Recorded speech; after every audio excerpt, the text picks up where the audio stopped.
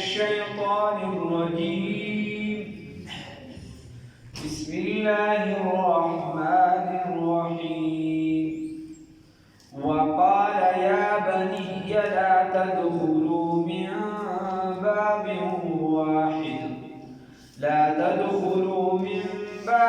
واحد وادخلوا من أبواب متفرقة وما أغني عنكم من الله من شيء إن الحكم إلا لله عليه توكلت وعليه فليتوكل المتوكلون. صدقت يا رب العالمين.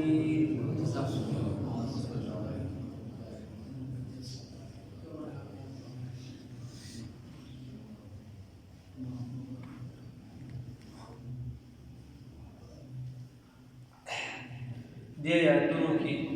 د هغې خبرې ذکر دی. حضرت یعقوب علیه السلام خپلو بچو له اجازت ورکړه، ورته ویې چې سړي ده دا خپل ورور ځان سره بوځي بنیامین، خو د ده به هم خیال ساتي او په دروازه باندې چې دې ټول په یو ځای باندې موځي، په یو دروازه مخکې به د خارجو خپلې دروازې وي، د هغې نه بغیر چاپېر یو دیوال ورته چې په یو ځای باندې په دروازه مه دننه کېږي. من ابواب متفرقه، د بیلو بیلو دروازو نه چې دی دې حاریې ته ور داخل شي، څوک په یو دروازه ورشي، څوک په بله ورشي، څوک په بله ورشي، په یو ځای باندې مور دی، ځکه چې ستاسو د هغې جسدونه چې دا مضبوط او حسن یې زیات نو خلک به م وویني او د نظره به شي، نو په یو دروازه باندې مور دی. نورم که چېرته تاسو داسې په یو ځای باندې 11 په 11 د قافلې په شکل کې ښکلي نوجوانان ورغلئ، نو د چا په زړه کې ممکنه ده چې څه خبره راشي چې دا ټول ولې داسې نوجوانان تیار وغیره ده. الله رب العزت فرمایي وقال، او ده ورته وویل یا بني ای بچو لا تدخلوا مه داخلېږئ من باب واحد د یوې دروازې نه، وادخلوا داخل شئ من ابواب متفرقه د مختلفو دروازو نه. وما اغني عنكم، او زه نشم درکولی ستاسو نه من الله تقدیر د الله تعالی نه من شیء هېڅ چې څه د الله رب العزت لیکلي دي ستا لپاره هغه څه زه نشم درکولی. نو آیات کې دوه خبرې راغلي، بیا الله وایي ان الحکم نه دی حکم الا لله مگر خالص د الله دپاره، علیه توکلت په دغه الله زما توکل دی ورته وایي، وعلیه فلیتوکل المتوکلون، او په دغه الله باندې پکار دی چې توکل وکړي توکل کوونکي. خبره ده چې یعقوب علیه السلام ورته وایي چې زه ستاسو نه هغه څیز نشم درکولی کوم چې الله ستاسو لپاره لیکلي، خو لیکن تقدیر او تدبیر یو د الله تدبیر دی، یو د بنده تدبیر دی. د بنده تدبیر جوړ شي، مثال به ته ورته وایي چې زه سبا ځم پېښور ته یا کراچۍ ته ځم، ته ښه تیارې وکړي د هغې دپاره چې دی جامې وغیره تیارې کړي، د ټیکټ والې. اوس که الله رب العزت ستا متعلق څه تدبیر دی، هغه د دې دواړه یو ځای شو، خبره یې سمه شوه، نو دغه تقدیر شو، هغې سره خبره موافق شوه، بس ته به لاړ شي، لاهور ته به لاړ شي، کراچۍ ته به لاړ شي، پېښور ته به لاړ شي. او که چېرته الله چې څه لیکلو د الله تدبیر یا د الله دغه لیک تقدیر دا د دې خلاف د هغې سره یې سمون نه خوړه، نو ته به هر څه به تیار یې، ته به یو کار ته روان یې، اچانک به هلته نه اطلاع راشي چې وایي دا کار چې دی سبا نه کېږي، ته مه راځه سم، یا تا ته به څه مسله راوچته شي، ته به پاتې شي، ولې هغه لیک سره خبره برابره نه شوه. خو ته دنیا چې ده په تدبیر باندې ده، اسبابو باندې ده، ته به خپل اسباب استعمالې او نتیجه به الله ته پرېږدي، نتیجه به الله ته پرېږدي. نو ورته وایي چې څه الله لیکلي یا خو زه نشم کولی، خو تدبیر دا اختیار کړي. ان الحکم الا لله، نه ده بددي ولي حدیث کې راځي، رسول الله صلی الله علیه وسلم فرمایي کله د حدیث مفهوم بیان، کله چې یو انسان ته پته ولګي چې په دې پلانکي څیز کې فایده ده، د اسلام خلاف نه یو دته پته چې په دې کې پیدا ده نو دې دغه کار وکړي دې دغه کار شروع کړي په دې کې د اختش د دنیا دی که د آخرت دی چې دو الله ذهن کې کومه نتیجه جوړه کړې وه دې وایي چې د دې به ماته مثال په طور دومره ګټه میلاوېږي دا به میلاوېږي هغه نتیجه د هغې خلاف راوځي دته پکې نقصان میلو شي نو رسول الله صلی الله علیه وسلم فرمایي د حدیث مفهوم دی وایي دا ته بیا تقدیر د الله وګڼه داسې مه وایه بیا وایي داسې بیا مه وایه که چېرته مې یو قضا که چېرته مې داسې کړی وي نو داسې به شوي که داسې مې خلک وایي که نه یاره که دا پلانکي کار مې نه کړی دا نقصان به راته نه میلاوي نو داسې مه وایه ځکه رسول الله صلی الله علیه وسلم فرمایي وایي چې ته د لولا لفظ وې نو دا شیطان ته دروازې کولاوي دا غلار مې پتا کې کمزورې مو چې لکه ایمان یې کمزورې ده نو دا پکې مه وایه بس نتیجه بیا چې کله د هغې خلاف راووته نو رضا بالقضا چې د الله د طرفه څه مسله وي څنګه د الله فیصله وي بس په هغې باندې ته خپله رضا سم ان الحکم الا لله نه د حکم نه د بادشاهي مګر صرف د الله دپاره نو دا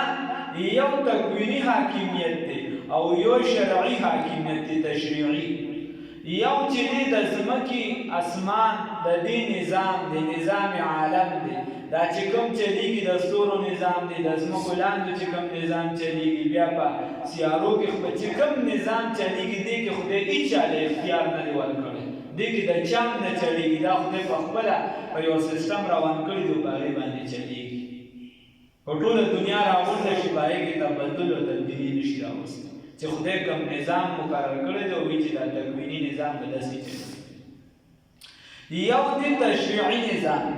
هغه نظام په هغې باندې انسان مکلف دی الله رب العزت درله یو کتاب درکړی چې بهی دا شریعت دی ته د دې مطابق خپله زندګي جوړه کړه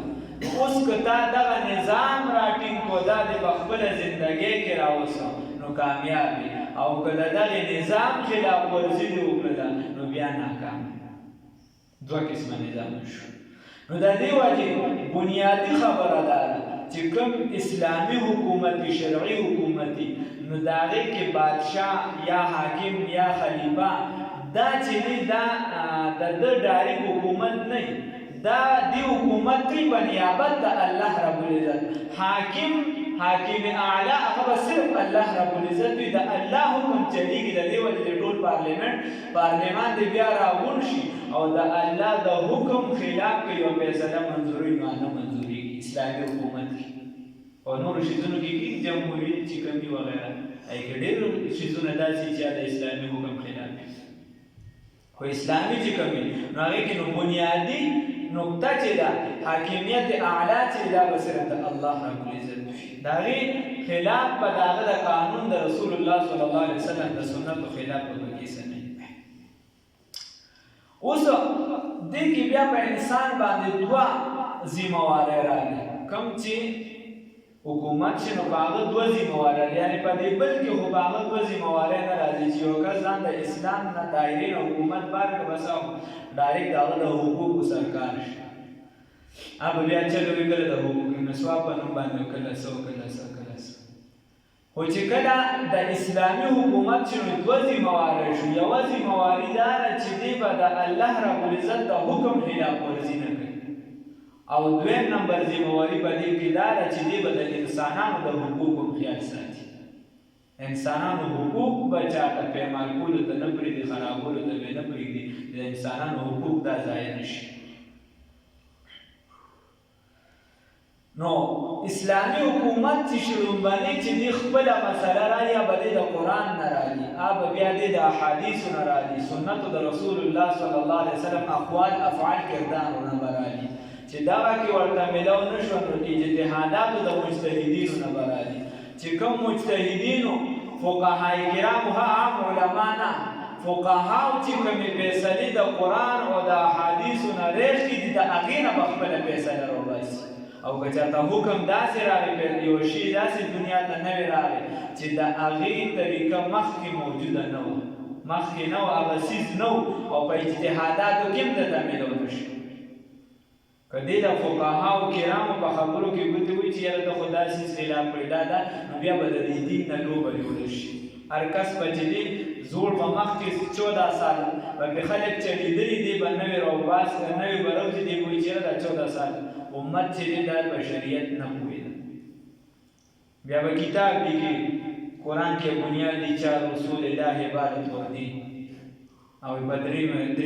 دین باندې چې دی پرده وه چې زه رالم دا وه کیسې پسې دستورونه به خپل لیکي بیا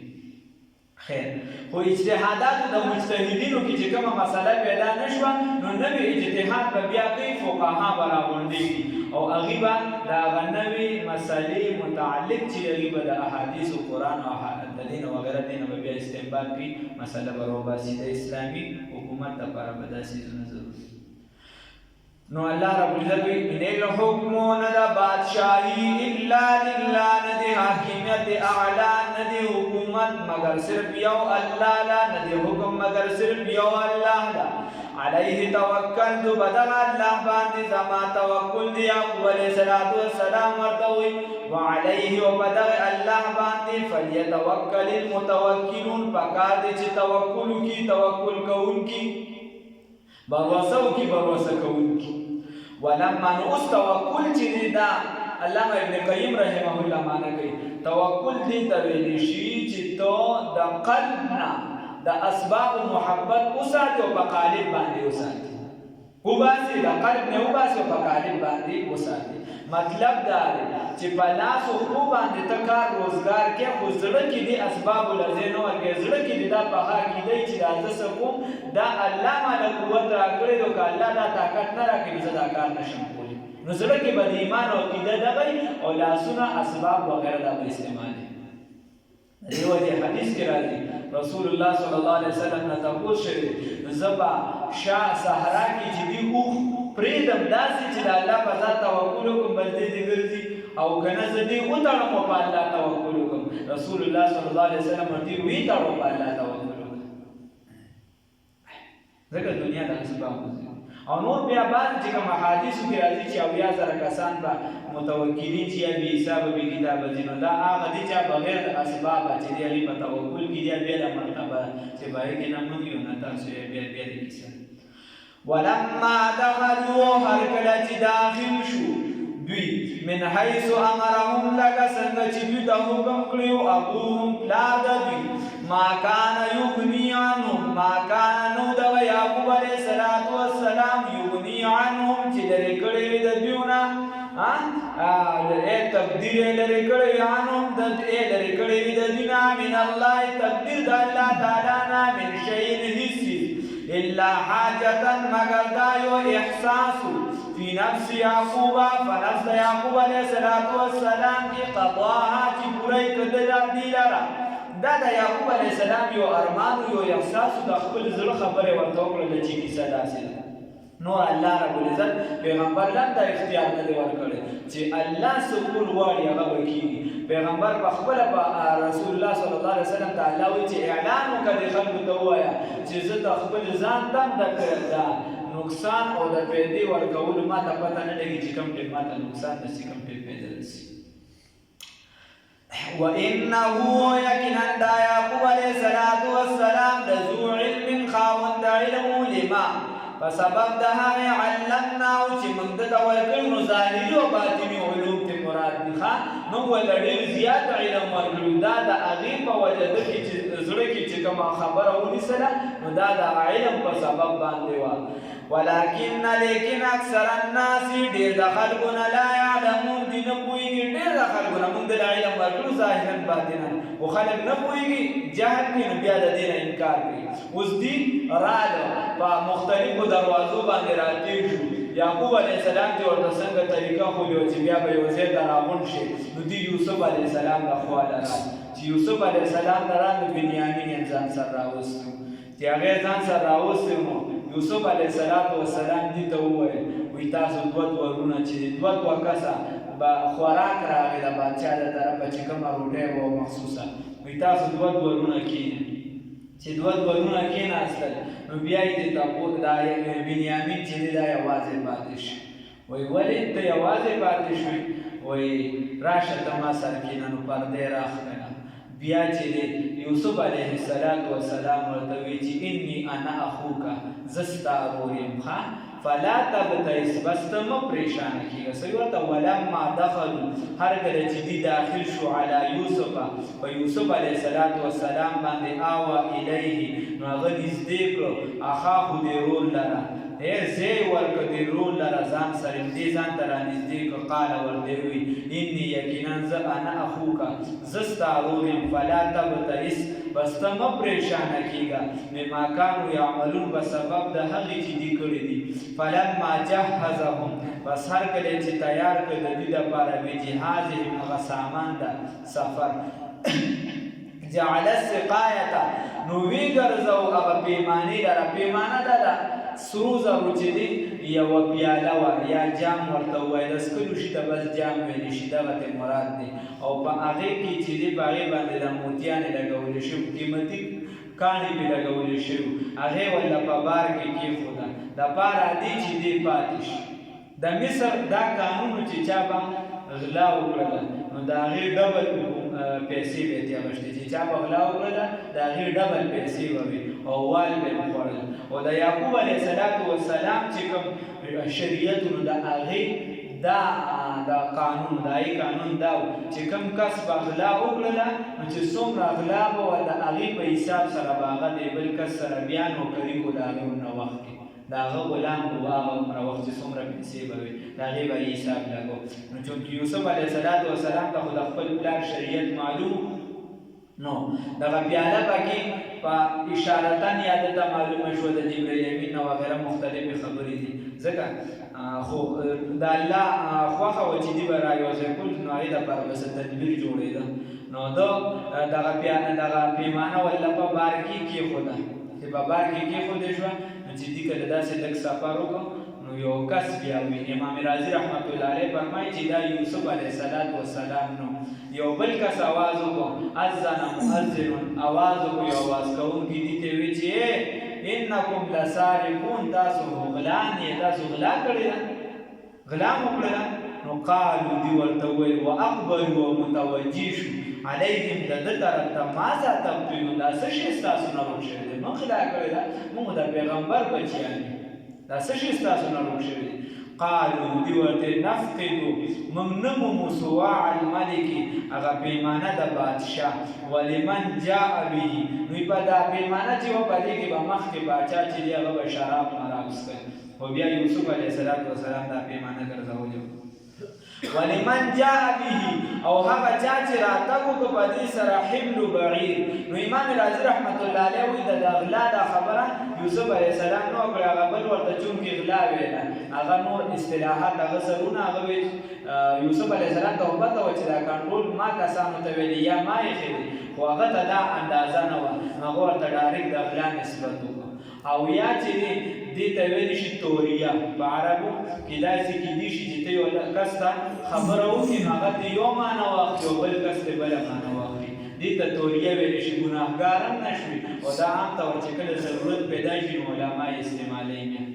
لکه قاسم نانوتي رحمت الله علیه پسې انګریزان رال او یې چاپېره ته محاصره کړو نو هغې نه پېژنده ځکه لوی لوی تحریکات وغیره هغوی باندې د چا د شک راته چې دی به داسې خړې خړې جامې وشلېدلې او په ایمان کې ناست نو قاسم نانوتي رحمت الله علیه ته وایي چې قاسم څه شو هغه په یو ځای کې ولاړو داسې نو هغه د هغه ځای نه لږ داسې بېځایه شو ورته وایي اوس لږ مخکې دې ځای کې ولاړو وایي لږ مخکې دې ځای کې ولاړو نو د هغه مطلب خو دا چې یعنې زه اوس د دې ځای نه دې ځای ته شم نو دلته کې ولاړم نو انګرېزانو ته دا مطلب واغشته چې دې وایي چې دلته کې و دلته نه لاړ او یو پیرا ورپسې دا فوجیان راغلل دې په محراب کې ناست دې دروازې ته راووتل نو هغې ته تپوس وکړي قاسم دلته کې اوس څه شه ده ورته اوس محراب کې ناست لږ مخکې محراب کې ناست نو دې ته ویلی شي تولیه چې مخاطب ته یو معنی واخلي او ته ته بله وایې لکه ابوبکر صدیق رضی الله تعالی عنه رسول الله صلی الله علیه وسلم د هجرت سفر کو نو چونکې په دې باندې انعام مقرر کړی شوي نو یو کس ته په لاره تپوس وکړو ابوبکر صاحب یې پېژنده ورته دا صاحب څوک دی رسول الله صلی الله علیه وسلم یې ورته نو ابوبکر صاحب ورته وایي دې ما ته لار ښیي وایي دې ما ته لاره ښیي نو چونکې مخکې به چاته سفر وکړي لاره نه معلوموي به ځان سره یو کس په کرایه په پیسو باندې واغېسته هغه به ورته لاره سیده کوله چې دا دغه د اوښان وغیره کافرو لارې چې دې طرف ته لار ده نو هغه ترې دا مراد واغېسته چې دوی ټول دغه لار یادوي او ابوبکر صدیق رضی الله تعالی عنه ترې دا مراد واغېسته چې اهدنا الصراط المستقیم موږ چې د خدای نه کومه لار غواړو دې راته هغه لار سیده کوي هغه ته دا مراد نو دې ته نو دغه چې د یوسف علیه السلام توریه وکړه دلته توریه بعضې علما خیر نو بیا چې دغه نو دی ورته وایي یوسف علیه السلام ورته وایي دی ورته موږ صاحب غلا نه ده کړې نو که چېرته دا یا ورته دی بل بنده وایي که چېرته دا ثابته شي د چا په پاڼ کې دا راووتو نو د هغه به څه سزا وي د هغه به څه سزا وي نو دی ورته وایي چې د یعقوب علیه السلام شریعت دا دی ورته د هغې سزا او جزا به دی چې هغه به پاتې کېږي هغه کس سره به د هغې بنده هم دلته بنده دی دی به ورسره پاتې کېږي دا خبره ورته کړه نو بیا سبا انشاءالله ولما دخلوا هر کله چې داخل شو دي علی یوسف بسیدنا یوسف علیه السلام باندې آوا الیه نو د نږدې کو دلرا نږدې کو هغه ځان ته غرور خپل قال نو ویل انی یقینا انا اخوک ورور ستایم فلا تبتئس بس ته مه پریشانه کېږه بما کانوا یعملون په سبب د هغې چې دوی به کول چې کومه معامله به یې کوله فلما جهزهم بس هر کله چې تیار کړه د دوی دپاره بجهازهم هغه سامان د سفر د دوی جعل السقایة نو وګرځوله پیمانې لره جان لره فی رحل اخیه په هغه بار ضرور کی ثم اذن بیا آواز کو مؤذن یو آواز کون کی ایتها العیر اے کافری والو انکم یقینا تاسو لسارقون غلانی قالوا نویدی یا تاسو غلا کړی قالوا نویدی واقبلوا او متوجی شو علیهم دغه آواز کون کی طرف ته ماذا تبدلون سشی تاسو کوله سشی تاسو نروک شوی قالوا ندوی نفقد سواع الملک روگا شوی دا آغا پیمانا دا بادشاہ ولی من جاو آغا چاچ راتاو کو بیهی پدی سرا حملو آغا چاچ راتاو کو پدی سرا حملو بعیر نور بکلشی اغلر یو زیادی بارو انا بیهی زعیم اوز پدی باندی زموالی ورتوی که چرته چا په خپله دغه پیمانه راوړه د چا اوچته کړي نو موږ به ورله یو زیاتي بار ورکړو نو چاته پته نو هغوی خپله نه وي قالو نو وویل دې قافلې والا تالله قسم دې وي په الله باندې خلک والله بالله تالله دا درې واړه د قسم الفاظ دي لقد علمتم یقینا تاسو ما جئنا یقینا تاسو پوهئ ما جئنا چې موږ راتګ نه دي کړي لنفسد د پاره د فساد په الارض په ځمکه کې وما كنا سارقین او موږ نه یو غلا کوونکي موږ د غلا کوونکو نه یو غلا خو چې د فساد په الارض په ځمکه کې فساد کوي قالوا ندول فما جزاؤه دي حاکمان دي کسان ورته وي فما جزاؤه بس جزا به بدل به دا کس ان کنتم کاذبین که چرته تاسو باندې خبره کې دروغجن قالوا ندول جزاؤه بدل د هغې سزا د هغې به من هغه بنده وجده چې موند کړی شي فی رحله په بعد هغه کې په هو جزاؤ بس هغه بدله د دې ده هغه به بدلوي بس کذلک هم دقه شان نجزي الظالمین موږ بدله ورکړو ظالمانو ته الله رب العزت دې پوهه سمجه